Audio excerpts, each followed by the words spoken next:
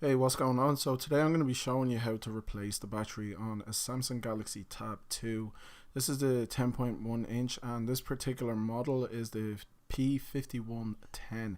Before you go about buying a new battery, the first thing I'd recommend you do is just follow this tutorial, and then when you get to the section where I disconnect the battery, do that first, then reconnect the battery and then try to power it on, because this seems to be a common fault with this tablet itself. But if that doesn't work, then you can go about getting a new battery online.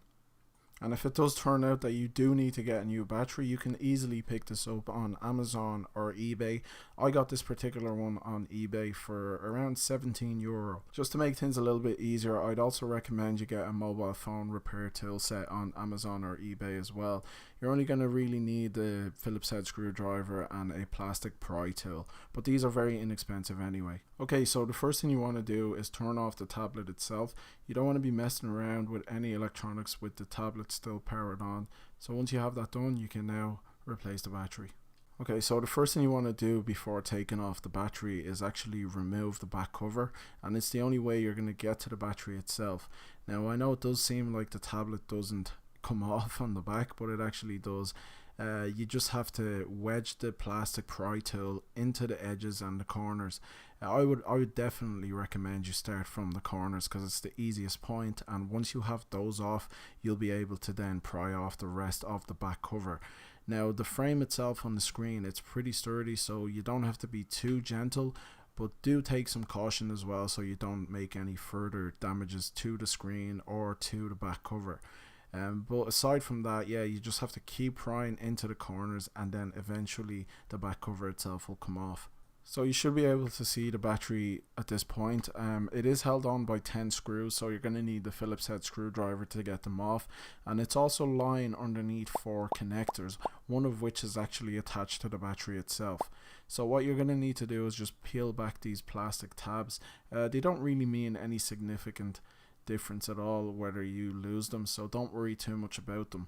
So once you have them peeled back, then the next thing you're going to need to do is just flick up the connectors itself to allow you to open up the port and pull out the connector cable that's tied into the motherboard.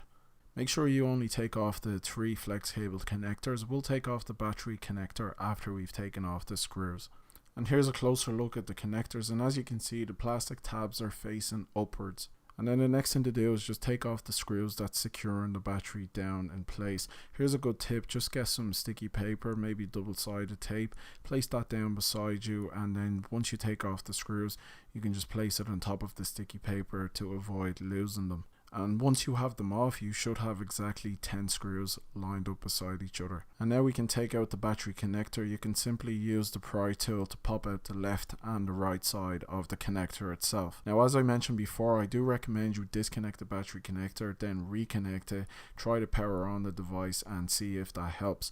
But if it doesn't, you can just take out the battery and insert a new replacement. Now, as you can see, here's a comparison of the 2 batteries. They're pretty much identical, and like I said before, it's still working up until today. Once you have the new battery in place, just simply reconnect the battery connector and then follow the rest of the steps in reverse order. Because the battery is not the original battery, you may have some alignment issue, but the best way I would recommend putting the screws back in is to screw in one corner and then screw in the opposite corner to the one you've just done. And then just keep following this step with the rest of the screws, and everything should fall into alignment. Now, if the alignment is really bad, you can just take a second screwdriver, push the frame of the battery to align properly with the screw hole, and then just simply reconnect the remaining flex cables. And make sure you don't forget to push down the plastic tabs, which will secure the flex cables in place. And then finally, the last part is to just reattach the back cover. I do recommend you start from the top down. The reason being is because the headphone jack kind of sticks out just a little bit, so you want to align the top and then make your way down and just keep pressing in, and that's it. And then all you have to do is give the device a little clean and then power it on. Everything should be as good as new. If you do have any questions, do leave them in the comment section below. Thanks for watching.